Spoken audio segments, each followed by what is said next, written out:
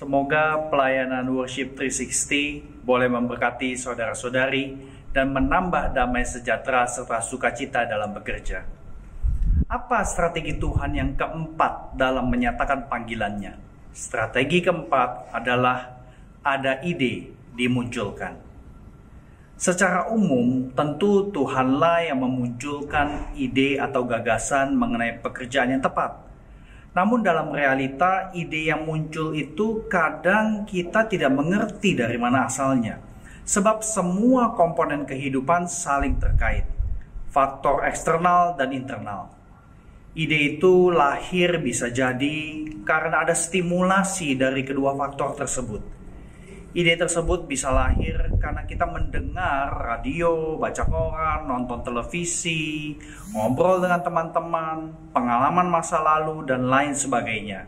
Ide atau gagasan melakukan sesuatu atau mengubah haluan hidup bekerja, ide itu bisa makin terlihat wujudnya dan perlahan berubah menjadi visi. Jika ide itu bukan dari Tuhan, biasanya akan hilang dalam waktu yang tidak terlalu lama. Jika ide atau gagasan itu bertahan lama, bahkan memunculkan gambaran pencapaian, kemungkinan besar semua berasal dari Tuhan. Oleh karena itu, kita perlu simak dan cermati lebih jeli ide yang muncul tersebut. Pada waktunya Tuhan, Ia akan memberi semacam konfirmasi tambahan sebelum realisasi terjadi. Kemudian konfirmasi lanjutan akan terus muncul ketika saudara-saudari sudah melangkah di dalam iman. Kiranya testimoni dalam percakapan berikut ini boleh memberikan masukan yang unik bagi saudara-saudari. Nah, sebelumnya saya perkenalkan sahabat kita yaitu Pak Jurianto. Nah, selamat malam Pak Jurianto. Selamat malam.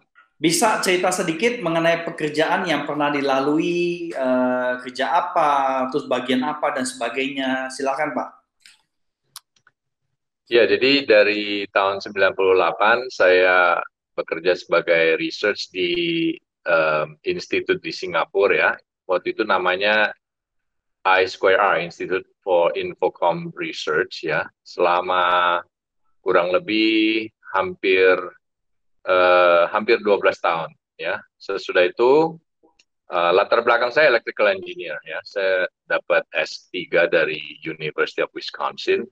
Nah, sudah itu tahun 2009 saya pindah ke Amerika di Boston area. Di situ juga terus melaksanakan project yang berbau research, startup company.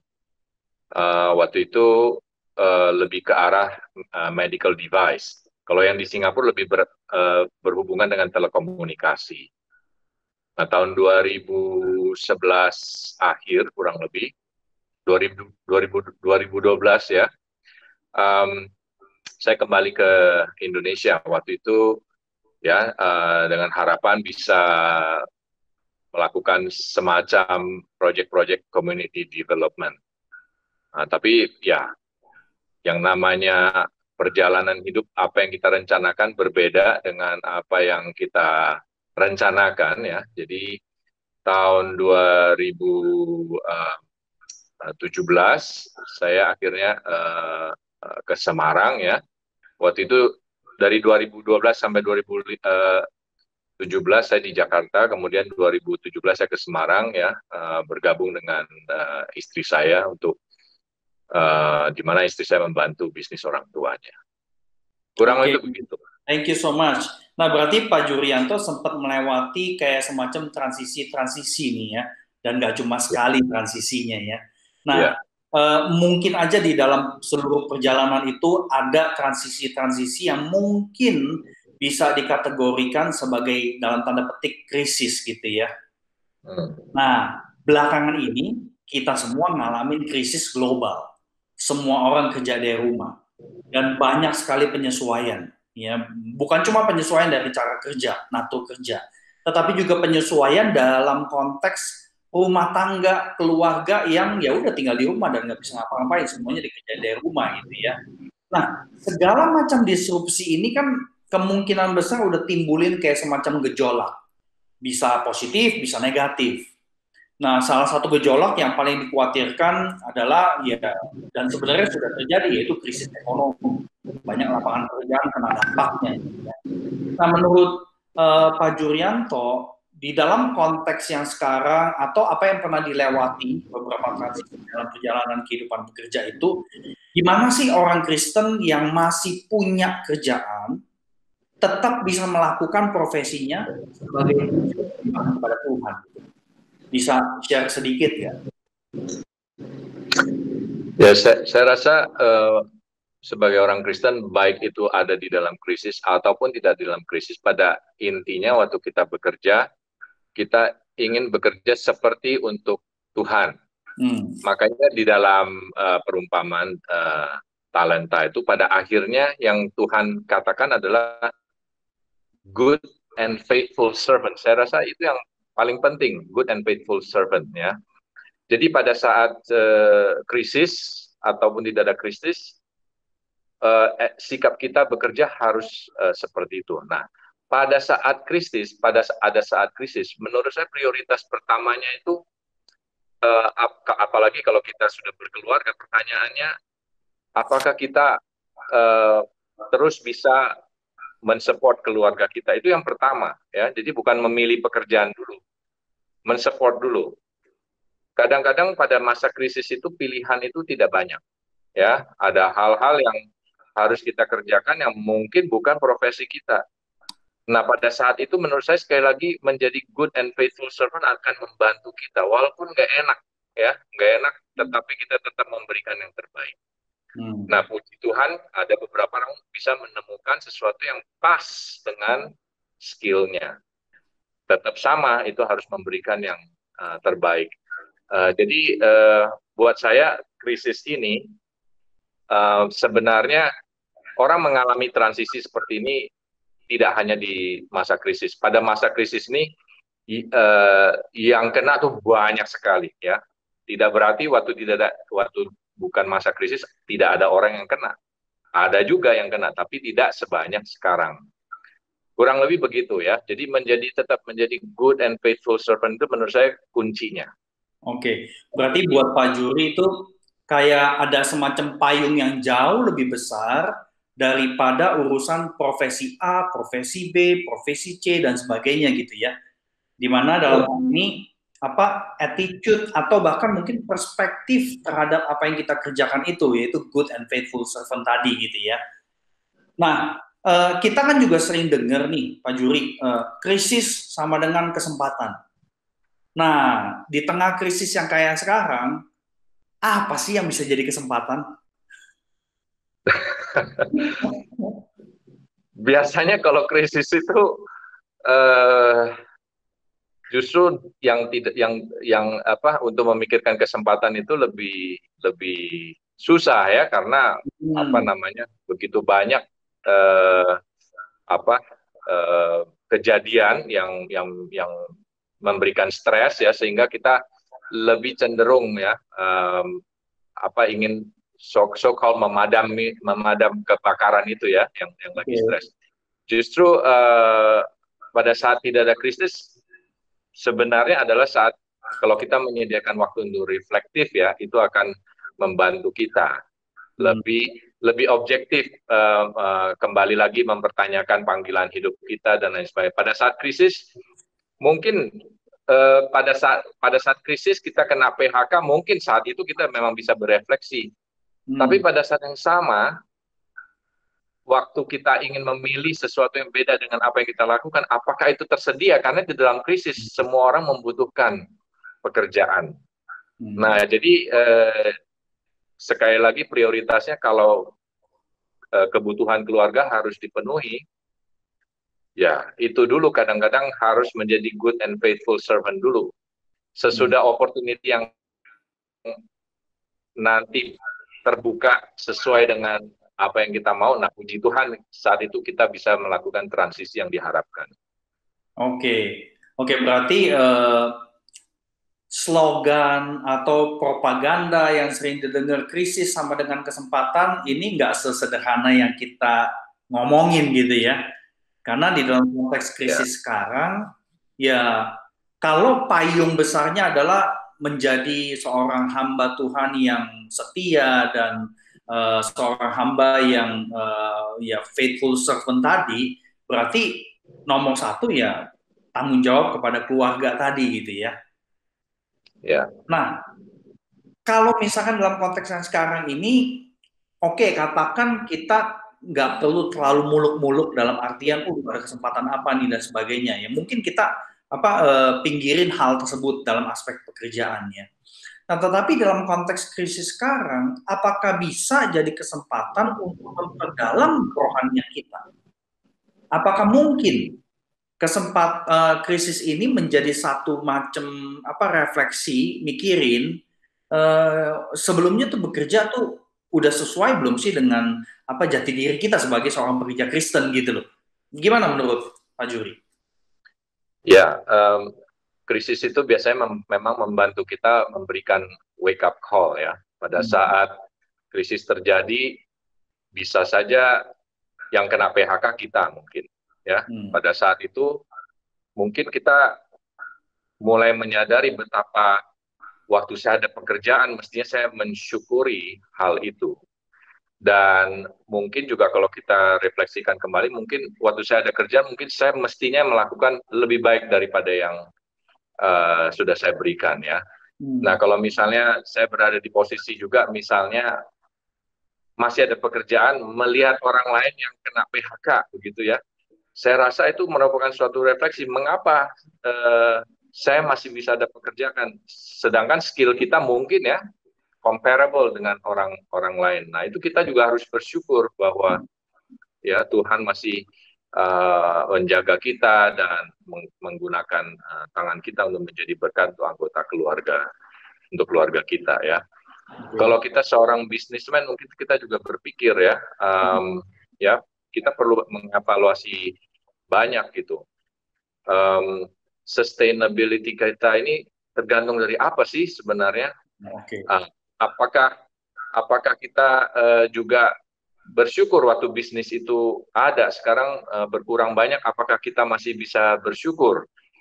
Nah, menurut saya attitude untuk bisa mensyukuri di dalam situasi begitu dan bisa mengevaluasi dan merefleksikan apa yang sering kita pikirkan pada saat hal-hal krisis ini belum ada, hal-hal yang kita take it for granted, pada saat krisis menjadi wake up call dan membantu. Kalau kita menggunakan waktunya ya untuk merefleksikan kembali, akan sangat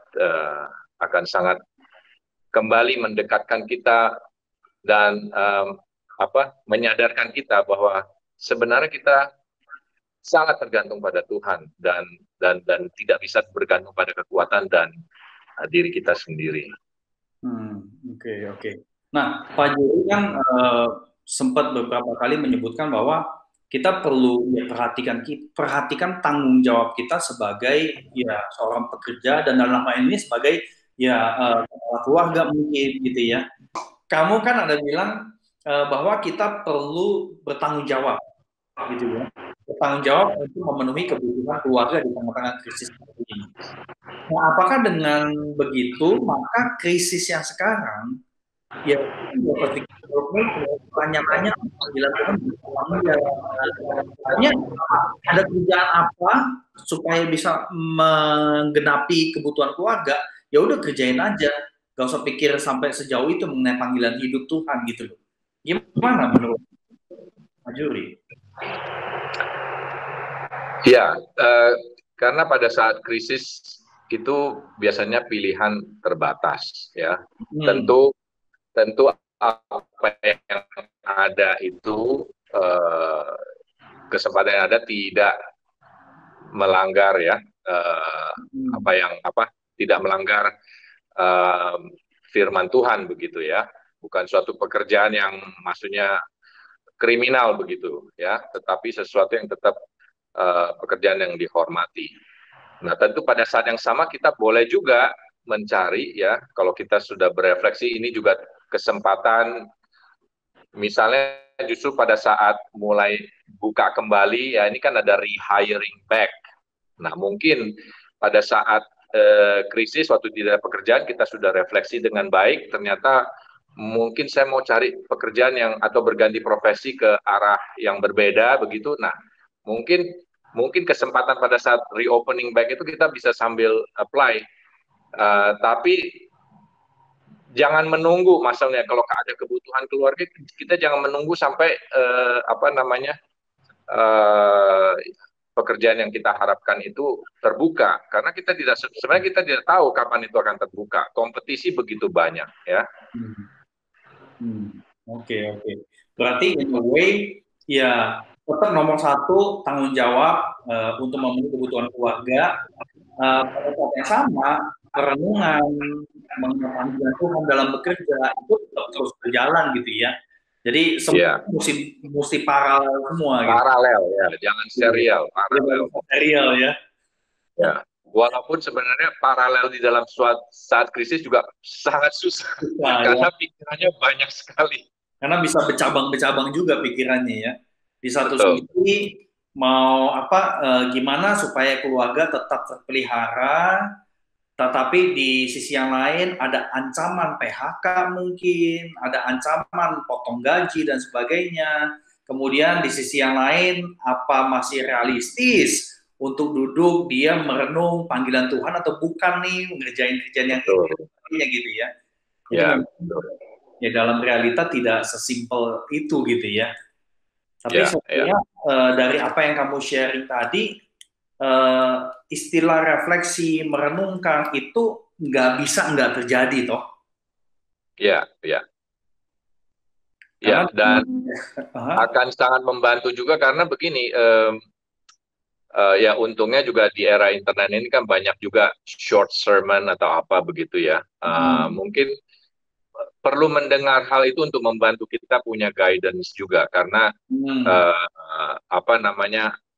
pada saat pikiran yang sangat butek ya, orang bilang pikiran butek begitu, kita perlu dapat continuous guidance dari firman Tuhan. Dan kalau sudah butek dan kita juga bukan orang yang misalnya skill di dalam eksposisi Alkitab, ya bisa banyak misalnya konsultasi dengan pendeta atau mendengar sermon-sermon yang reflektif dari YouTube atau bagaimana ya, untuk memberikan kita clear guidance yang tentu berakar di firman Tuhan begitu. Oke. Well, thank you so much untuk ngobrolan singkat ini nih. Ya. Saya mau share satu ayat ya, yang menurut saya sangat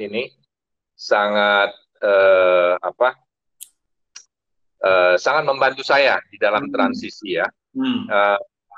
Jadi ini dari Ecclesiastes 5 ya, ayat 18. Okay.